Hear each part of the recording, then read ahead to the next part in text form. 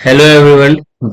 ये वीडियो जो है साइंस का है और इसमें हम लोग जो है पार्ट्स ऑफ अ प्लांट के बारे में सीखेंगे।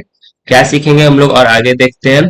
इसमें हम लोग देखेंगे कि क्या क्या जो पार्ट्स ऑफ अ प्लांट होते हैं अलग अलग होते हैं, उसको हम लोग कैसे पहचानते हैं और उनका काम क्या होता है। हम लोग उसके बारे में स्टार्ट करते हैं, तो चलिए शुरू करते हैं।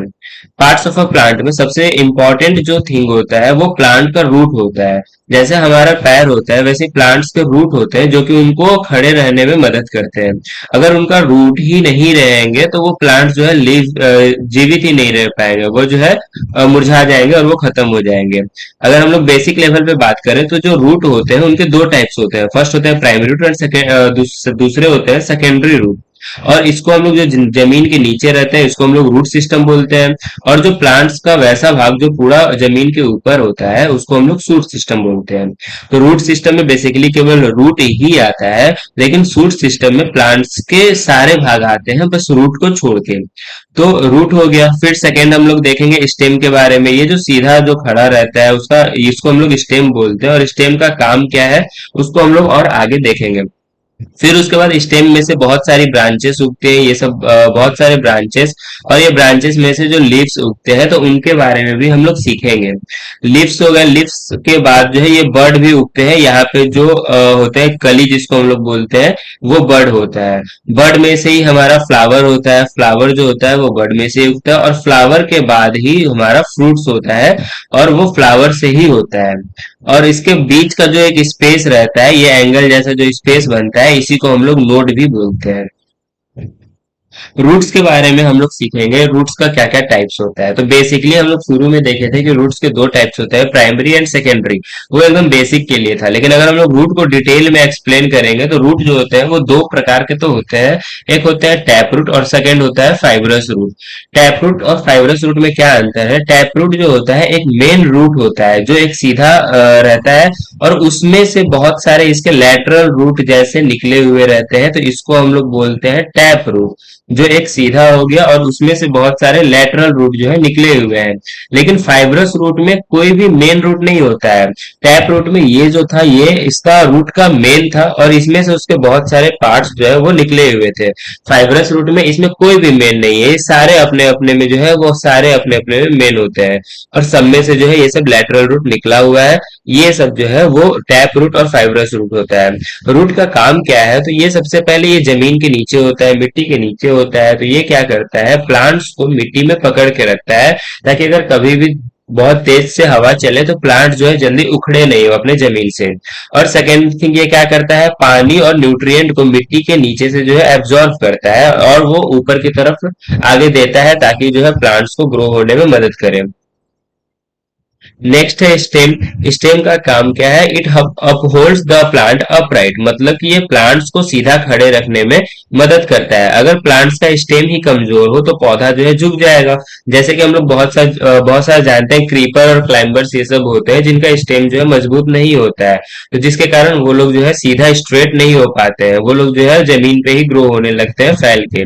बट अगर किसी भी प्लांट्स का अगर स्टेम मजबूत है तो वो पौधा भी मजबूत है और वो जल्दी झुकता नहीं है। स्टेम में ही हमारे लीव्स और ब्रांचेस जो है वो हमारे स्टेम में ही आते हैं।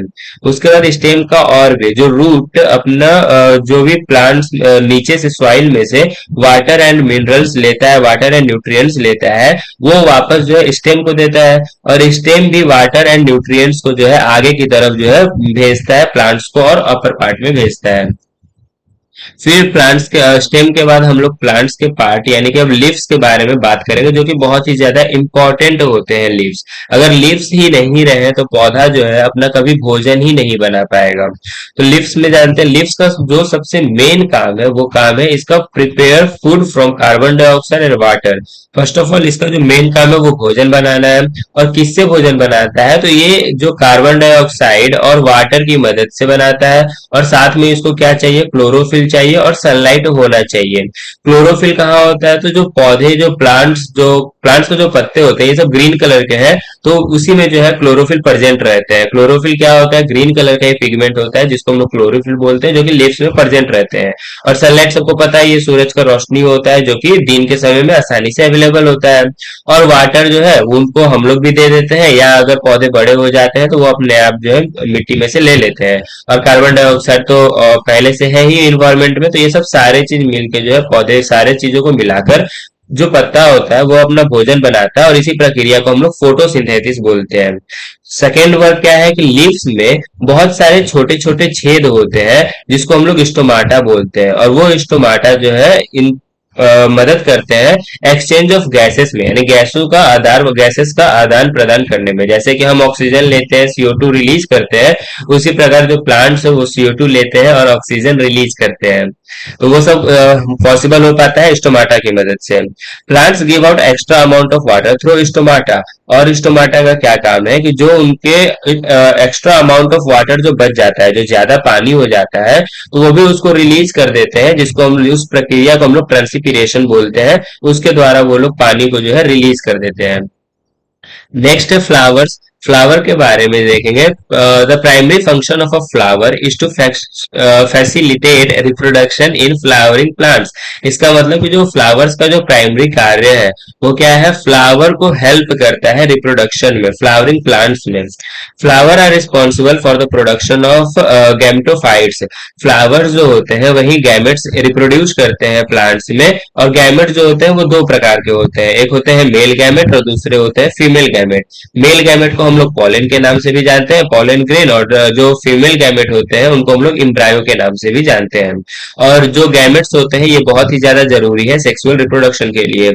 Flowers produce nectar. फ्लावर जो है एक नेक्टर प्रोड्यूस करता है। नेक्टर क्या होता है? तो असुगरी फ्लूइड, यानी एक मीठा लिक्विड जैसा रहता है जो कि इंसेक्ट्स को, कीड़े मकोड़े को या बर्ड्स को अपने आसपास अट्रैक्ट करता है, जिससे कि वो कीड़े मकोड़े जो है प्लांट्स पे जाके बैठते हैं। और वही कीड़े मकोड़े, जब इंसेक्ट्स बर्ड्स जब दूसरे प्लांट्स पे जाके बैठेंगे तो वो जो पॉलन रहेगा वो दूसरे प्लांट्स पे जाता है, जिसके वजह से जो है रिप्रोडक्शन पॉसिबल हो पाता है। तो आज की वीडियो में बस इतना ही, और कमेंट करके बताइए कि आगे जो है हम लोग कौन से और टॉपिक पे वीडियो लाया जाए। Thank you.